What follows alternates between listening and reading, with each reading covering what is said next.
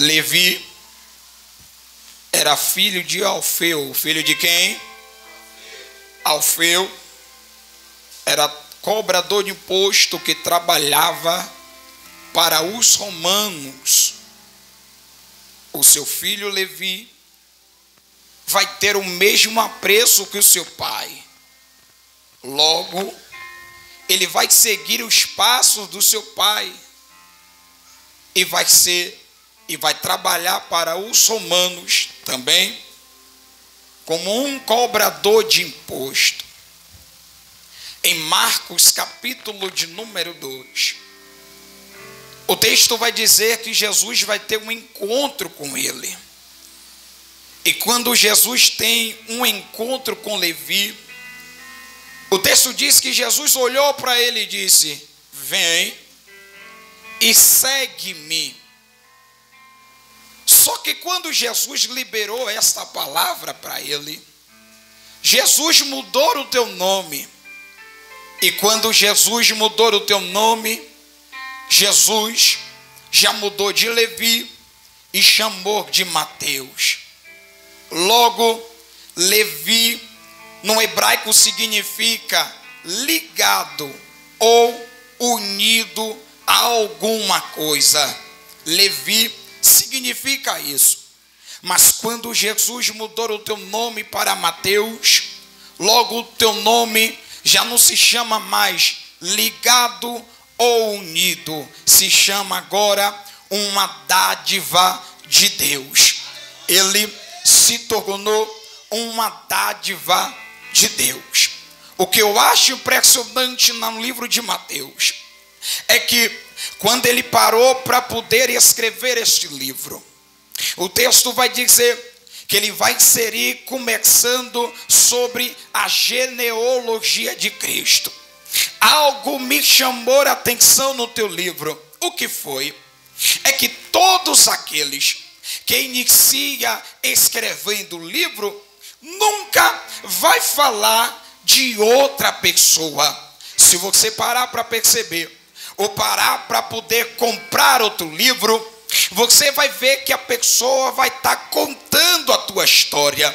Se o meu pastor Raimundo fosse contar a história dele, aquele que fosse comprar o teu livro, logo ia ver que a história dele estava lá, que ele conheceu a minha pastora, e que ele teve tantos filhos, em que tal ano, tal dia, tudo ele iria descrever. E quem fosse comprar o livro dele seria edificado pela tua história. Todo mundo ia conhecer a história dele. Mas o que me chama a atenção no livro de Mateus é que ele não escreveu a sua história. Como assim? Ele não teve o apreço que ninguém conhecesse a história dele. Por quê? Porque ele estava ciente de quê? De escrever a história daquele que mudou a história dele. Será que alguém entende isso aqui? Eu posso dizer uma verdade de Deus aqui nesta noite. Não é necessário que alguém conheça a tua história. É necessário que conheça a história daquele que mudou a tua história nesta noite. Será que você entende esta palavra? Escuta isso aqui, por favor. Há 5 pilares que sustentam o teu livro. O primeiro pilar é a genealogia de Cristo. O segundo pilar é o sermão da montanha. O terceiro pilar são as parábolas de Cristo. O quarto pilar que sustenta o livro dele são os sermões proféticos. E o quinto e o último pilar é a ressurreição de Jesus Cristo de Nazaré. Havia uma preocupação entre Mateus. Qual era? Era esta aqui: será que alguém vai conhecer o dono daquele que mudou a minha história? Se alguém teve que ler a história, aleluia, contada por Mateus no teu livro. Havia uma briga na igreja primitiva, se Levi era uma pessoa ou se Mateus era outra pessoa. Mas você sabe qual foi a preocupação de Mateus aqui? Não foi de aparecer, não foi de ter ao menos o povo ver ele. A preocupação de Mateus era que todo mundo viesse a ver a glória de Deus resplandecer sobre a face dele. Sabe qual é o problema de muitos no nosso meio? É que quer aparecer demais, é que quer estar demais na frente sem Deus mandar, ou sem Deus tentar aparecer. A preocupação de muitos aqui é aparecer e mas a preocupação de Mateus não. A preocupação de Mateus é mostrar que ele quando ele não era nada. Perguntaram a João: João, quem é você? Tu que clama no deserto. Indagaram João: tu és o Cristo? Ele falou: não, meu filho, eu não sou o Cristo. Aí vieram a ele e falou: eu posso dizer uma verdade? Aleluia. João falou: sim, eu vou falar agora. O povo disse assim: é necessário que ele cresça e que eu diminua. Eu posso dizer uma verdade de Deus: é necessário que Deus venha crescer na tua vida e que você venha diminuir. Escuta isso aqui. Quando Mateus escreve a história, no capítulo de número 14, versículo de número 22, ele vai falar que Jesus andou sobre as águas. O tema nessa noite é Jesus na minha casa. Eu quero falar nessa noite de Jesus a caminho para a tua casa. Jesus o quê? A caminho para a tua casa. Escuta isso. Tanto Mateus quanto Marcos, quanto João, ambos vão escrever a mesma história. Ele vai fazer o quê? Escrever a mesma história. O que me chama a atenção é que quando João começa a descrever, no seu capítulo de número 6, versículo de número 15, o texto vai dizer assim: e vieram a fazer dele rei forçadamente. Ele se retirou e saiu ou subiu para o monte. O que me chama a atenção aqui é que quando vieram fazer a Jesus rei, Jesus olhou para o povo, pensou consigo mesmo e falou: se eu aceitar aquilo que vem do povo ou aquilo que vem do homem, tem data, tem hora, tem minuto, tem dia, tem mês, tem ano, tem século, para poder terminar. Porque aquilo que vem do homem é determinado pelo homem. Jesus entendeu isso. Agora, por que Jesus se retirou e subiu para o monte? Porque Jesus sabia que o que vem do alto não tem data, não tem hora, não tem minuto, não tem mês, não tem ano, não tem século, nada determinado pelo homem. Por quê? Porque o que vem de Deus não tem data determinado pelo homem. Entendeu? Se eu subir para o monte, vem para toda eternidade. O que Deus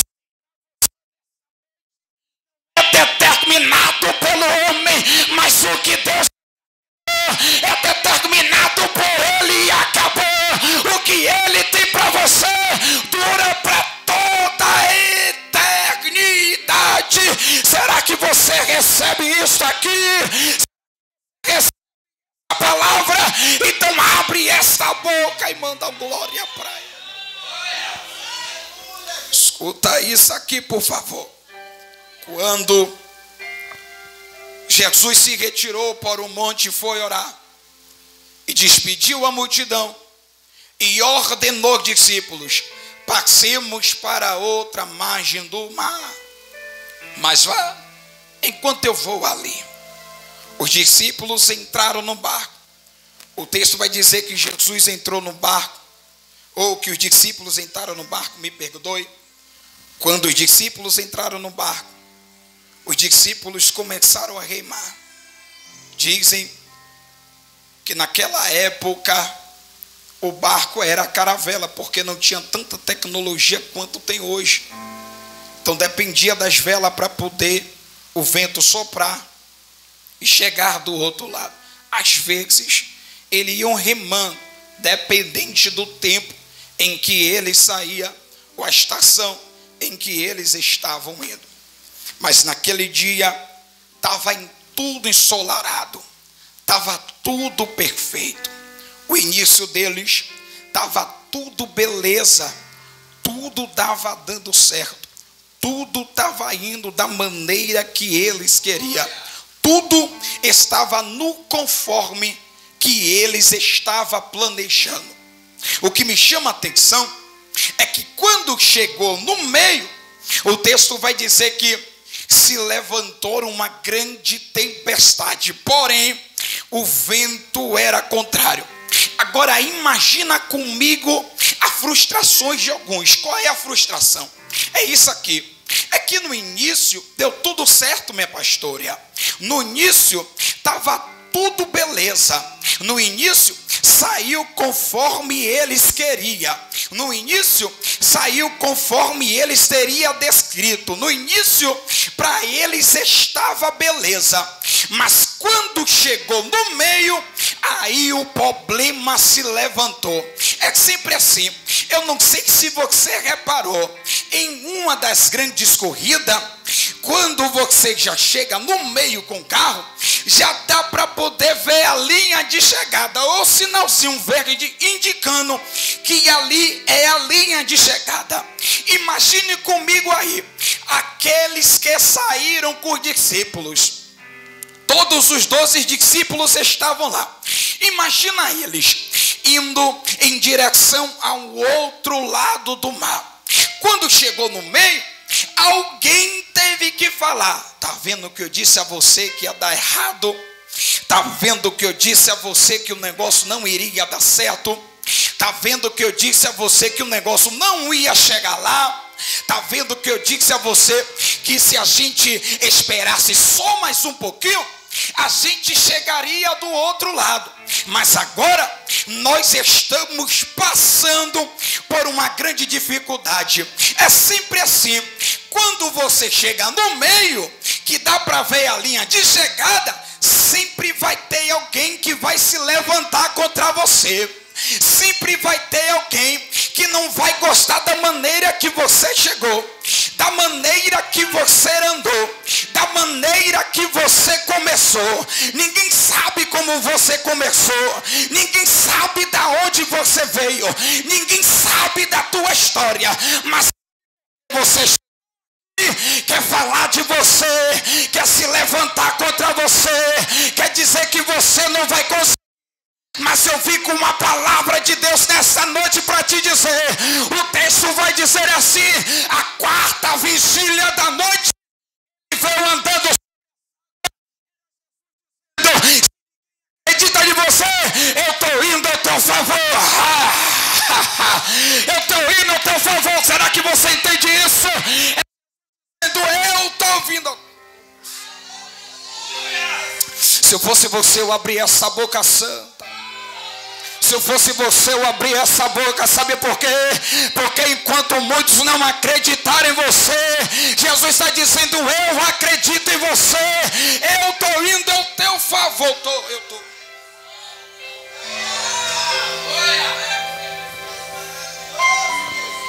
Eu estou indo ao teu favor. Você sabe qual é o problema, minha amiga? É que aqueles que diziam no início que era amigo, no meio já não gostou porque você está chegando. Deixa eu repetir novamente. Aquele que disse que estava contigo no início, já não gostou porque você está perto da bênção. Deixa eu repetir novamente. Aquele que disse: olha, estamos juntos, nós vai chegar lá. Eu estou com você, você vai chegar. Mas quando chegou no meio que fulano vai chegar, Deus Beltrano já diz: olha, não vá não que vai dar errado. Não vá não que o negócio não vai dar certo. Não vai não porque é melhor você sair. É sempre assim. Mas posso dizer uma verdade? Na hora e naquele momento, o único que veio ao favor dos discípulos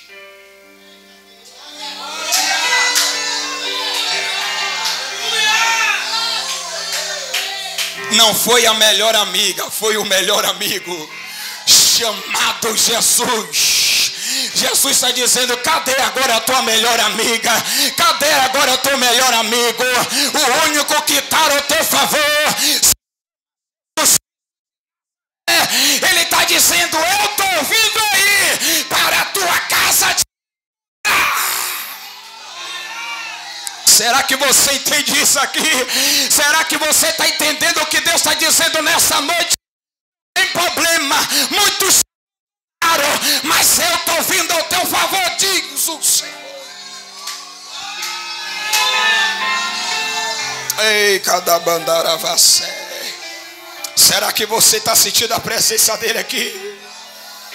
Oh, eu estou sentindo a presença dele aqui. Eu estou sentindo o Espírito Santo trabalhar na vida de alguém aqui. Então, será que você pode abrir a boca e dizer: Senhor, eu vou descer mais um pouquinho. Os discípulos estão no meio. Não cessa de dar glória. Os discípulos estão no meio. Uma pergunta me cabe. Qual é a pergunta? O texto vai dizer assim: porém o vento era contrário. A pergunta é essa: por que o vento não trouxe de volta o barco da onde eles saíram?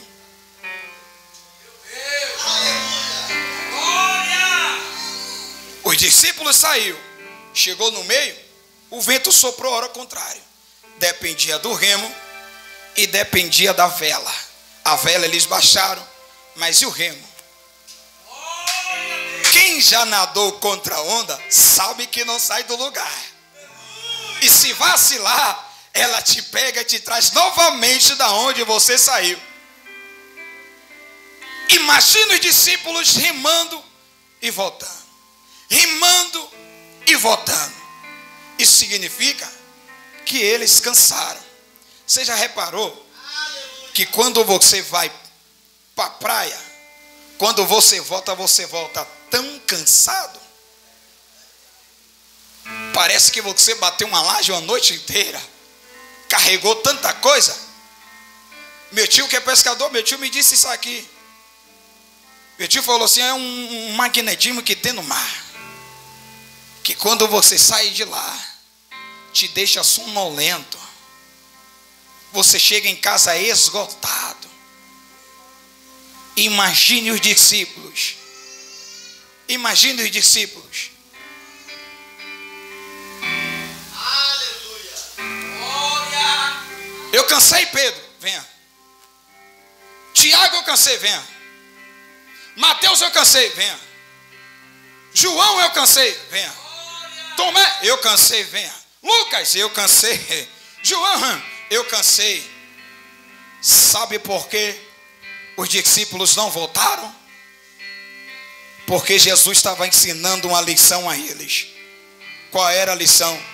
Independente que tudo esteja ao contrário, não é para parar. Deixa eu ver se você entendeu. Independente que a situação não esteja boa, não é para você parar, é para você continuar remando. Que você parar, tudo para, mas se ele vai passar na tua casa, vai entrar lá, vai dizer: você não parou, vai entrar hoje. Abre a boca para adorar Ele nessa noite. Abre a boca para exaltar o nome dele nesta noite. Ele está dizendo: está cansada, tá, minha filha? Está doendo, tá, meu filho? Mas não é para você parar, é para você continuar com o Senhor.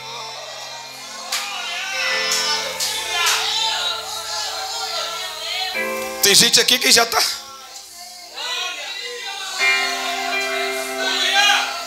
Eu sinto a unção, meu pastor, de quebrantamento descer daqui.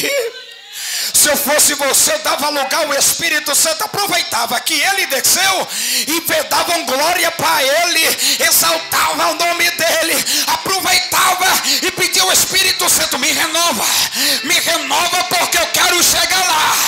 Jesus não te separar, Jesus chamou para você continuar.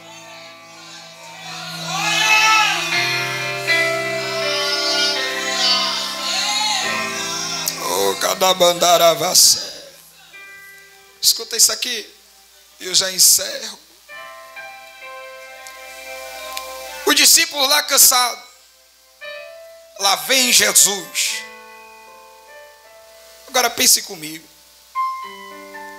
Se quando Deus se fez presente no Monte Sinai, Monte Fumegô, o texto diz que saía sons, pífaros, arcas, voz de trovões, o povo ouvia de cá de baixo.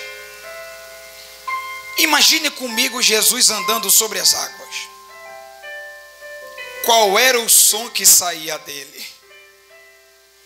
Vendo os discípulos no meio, imagine comigo qual era o som que ele estava liberando. Eu vou trazer o som para o dia de hoje. Você não vai parar, pois a ordem é chegar do outro lado.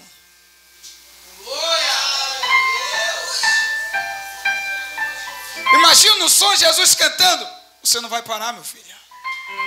Eu estou chegando, você não vai parar. Você não vai parar, eu estou chegando. Posso dizer a verdade?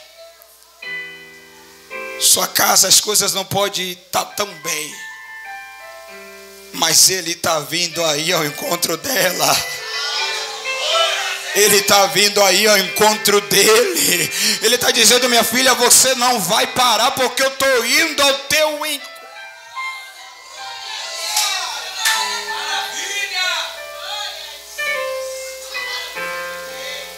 Agora pegue isso aqui. Algumas dificuldades tentaram parar Jesus, meu pastor. Algumas dificuldades tentaram parar. Tentaram. 3 reuniões teve ali no mundo espiritual. A primeira reunião, principado. A segunda reunião, potestade. A terceira reunião, altar da Iemanjá. A história aqui diz que quem manda no mar é Iemanjá,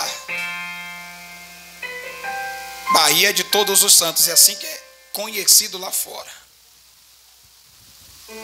Imagine aí, a Iemanjá reuniu o principado e potestade, falou assim: olha, a gente vai parar os discípulos hoje. Eles não vão chegar do outro lado de maneira nenhuma.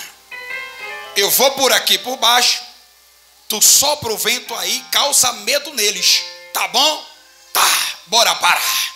O vento se levantou, o vento soprou contra.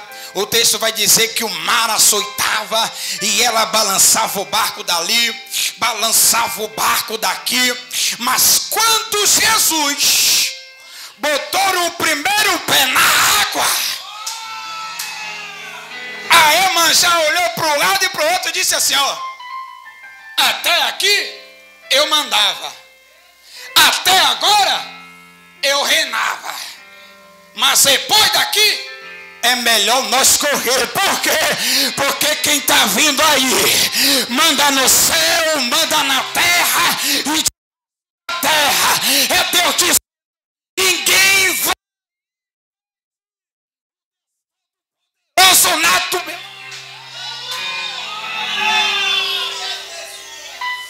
Fica de pé. Posso, com a ordem do meu pastor?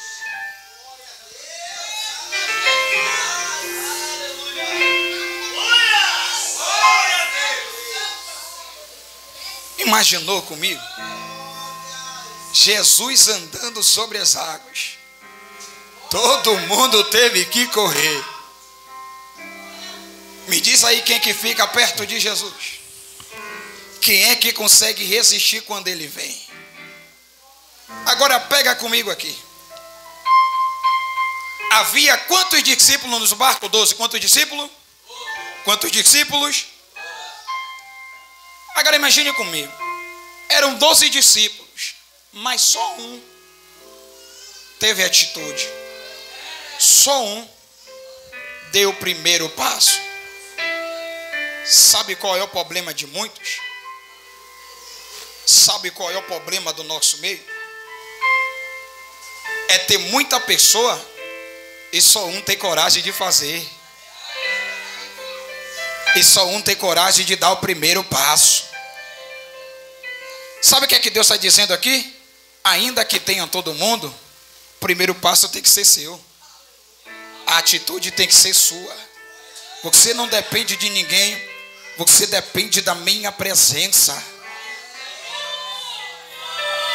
Então você que veio aqui nessa noite, eu quero te convidar a você dar o primeiro passo para Jesus. Jesus está dizendo, você não depende de quem vem. Você depende de você mesmo.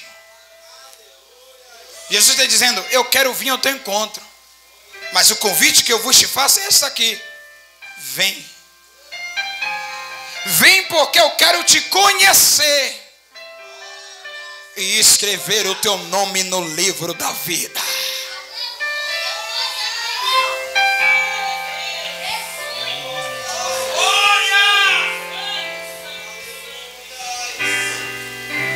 Os 11 que ficou, quando viu Pedro afundando, falou assim, tá vendo aí? Tá vendo aí que eu disse que ia dar errado se ele fosse? Deu errado, olha lá, ó. Deu errado. Deu errado. Aí, Jesus ergue a mão, levanta Pedro e leva para o barco. E sabe qual foi a frustração do 11? Foi essa. Eu deveria ter ido. Eu deveria ter tentado. Por quê? Porque Pedro foi o único que andou sobre as águas depois de Jesus. Eu também queria aparecer na história. Tem muita gente querendo fazer, mas faça você. Ainda que dê errado, não tem problema. Ele é o teu Deus para te ajudar e dizer, não tem problema. Você ver o sobrenatural. Então, se você crê nesta noite, melhor glória, melhor e aplaude a Jesus Cristo.